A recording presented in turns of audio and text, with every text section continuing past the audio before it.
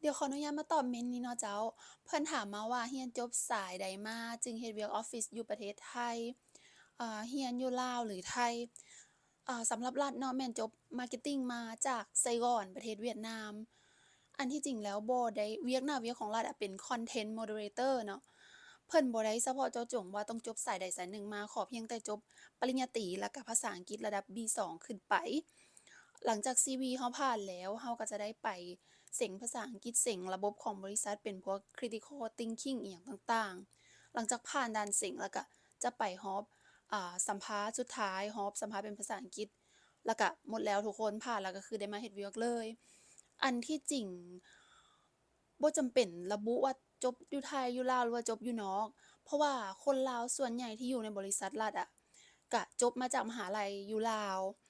เป็นประมาณ8 80-90%เลยแหละอืม